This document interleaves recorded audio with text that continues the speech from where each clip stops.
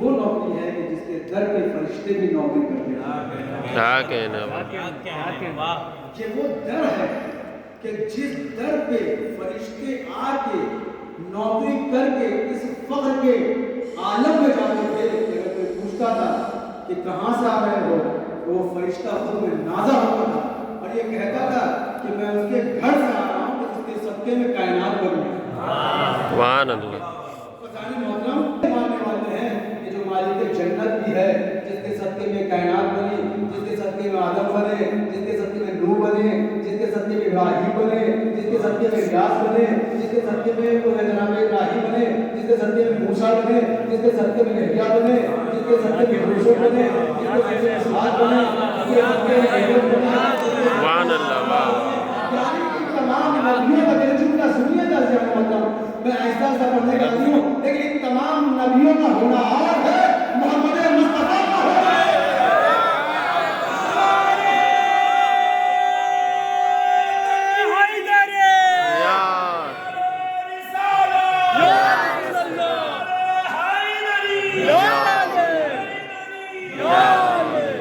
اس لیے کہ تمام نبیوں کا ہونا اور ہے, اس لیے کہ نبی آدم نہیں ہے اگر محمد نہ ہوتے, نوح نہیں ہے اگر محمد کی ذات نہ ہوتی, یہ ابراہیم نہ ہوتے اگر محمد کی ذات نہ ہوتی.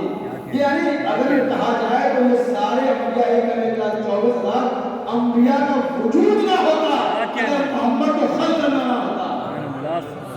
لہذا ہم اس کے خادم ہیں, ہم اس کے ماننے والے ہیں کہ جسے دیکھ کے خدا بھی اس کے حسن کی تعریف کرے.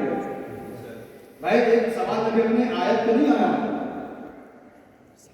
ہم آپ محتاج ہیں کہ ہم آپ اللہ کی تعریف کریں, لیکن یہ بتائیں کہ کیا اللہ بھی محتاج ہے کہ اپنی تعریف اپنے لیے کسی کے لیے قصیدہ پڑھے؟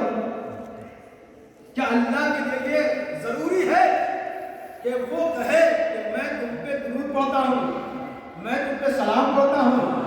بھائی اگر اس مسئلے کو دیکھو, شیعہ سنی ہمارے سبھی جانتے ہیں کہ قرآن مجید کی ہر ایک آیت معجزہ ہے.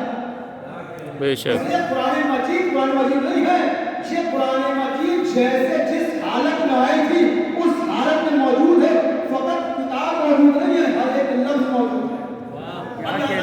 جملہ دے رہا ہوں کہ آپ اسی قدر کہاں تک کرتے ہیں کہ قرآن مجید موجود نہیں ہے.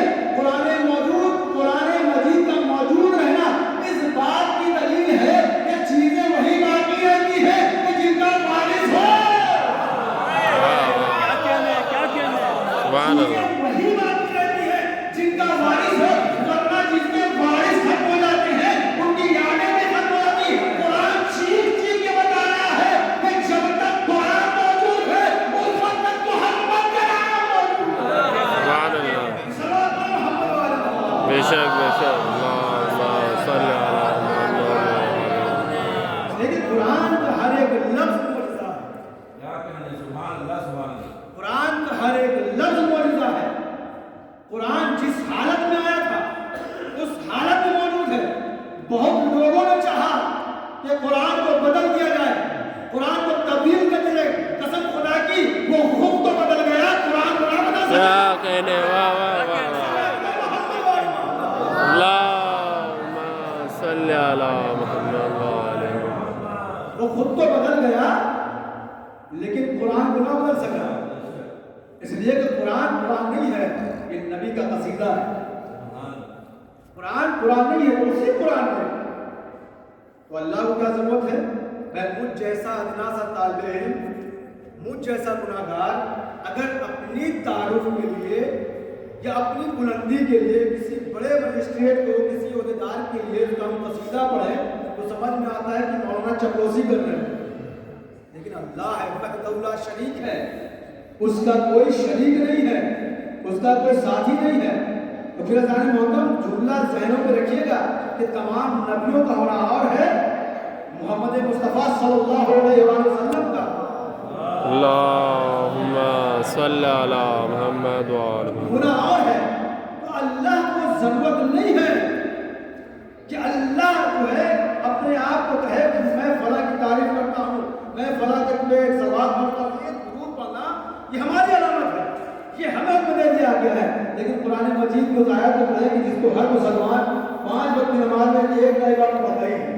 کیا ہے قرآن کیا ہے؟ بسم اللہ الرحمن الرحیم، یا ایھا الذین آمنوا ان اللہ وملائکتہ یصلون علی النبی یا ایھا الذین آمنوا صلوا علیہ وسلموا تسلیما۔ اے ایمان والو تم بھی صلوات پڑھو، ان اللہ وملائکتہ یصلون علی النبی، اور اللہ کے ملائکہ بھی اس پہ درود و سلام پڑھتے ہیں، اور اللہ بھی نبی کے اوپر درود و سلام بھیجتا ہے۔ لیکن میں خدا سے ہاتھ چھوڑ کے یہ سوال کروں، اللہ انہوں نے کہا ان اللہ و ملائکتہ یصلون علی النبی، اے ایمان والو درود پڑھو، یا الذین آمنوا اے ایمان والو صلوات پڑھو۔ لیکن مجھے یہاں تک تو بات سمجھ آئی کہ اللہ کہہ رہا ہے کہ اے ایمان والو درود پڑھو اور اے ملائکہ درود پڑھو، لیکن اللہ تو کیوں پڑھ رہا ہے؟ تجھے کیا ضرورت ہے؟ تو کسی کا محتاج ہے کیا؟ ارے نبی کو تو نے خلق کیا ہے، تجھے پڑھنے کی ضرورت نہیں ہے۔